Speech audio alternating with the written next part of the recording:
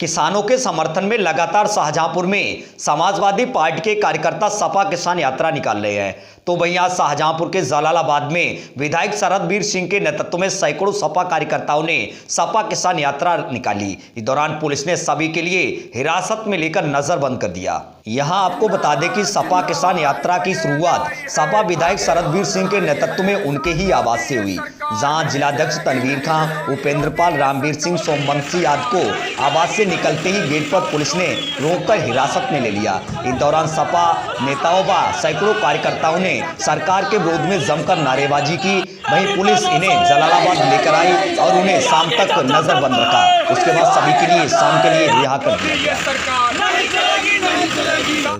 ये बिल्कुल अलोकतांत्रिक तरीका है। सरकार लोकतंत्र विरोधी है।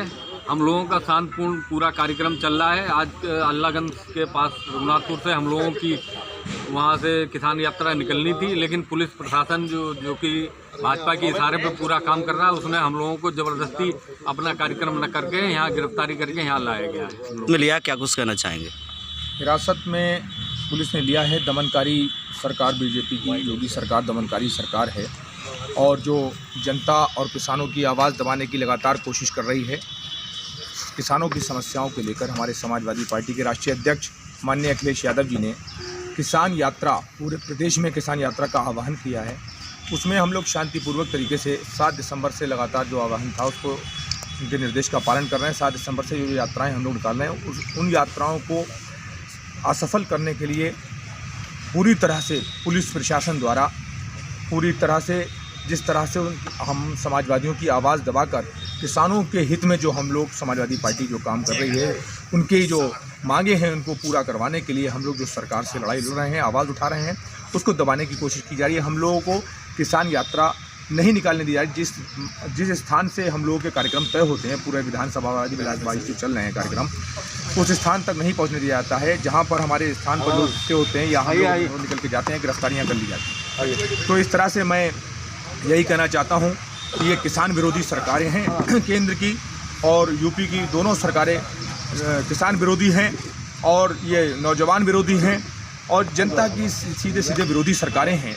जो जनहित में मुद्दे हैं उन पर ये सरकार काम नहीं करना चाहती है और किसानों की समस्याओं को सुलझाने के बजाय उनको उलझा रहे हैं, किसानों को अपमानित कर रहे हैं। समाजवादी पार्टी के राष्ट्रीय अध्यक्ष माननीय अखिलेश यादव जी जब उनको हमेशा किसान भाइयों की समस्याओं को लेकर गंभीर रहे हैं, उनकी समस्याओं का हमेशा समाधान किया है और मुसीबत की घड़ी में उनके साथ कंधे से कंधा मिलाकर खड़े हुए हैं। लेकिन आज जो सरकारें हैं, भारतीय जनता पार्टी की सरकारें, ये गन्ना किसानों का आज तक पिछला भुगतान नहीं किया और धान का जो समर्थन मूल्य खोला था सरकार ने, उसके आधे रेट पर भी धान नहीं लिया।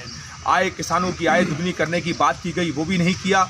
उसके बाद आज आप देख रहे हैं किसान विरोधी बिल जो लाया गया है, जिससे किसान भाइयों का मालिकाना हक छीना जा रहा है।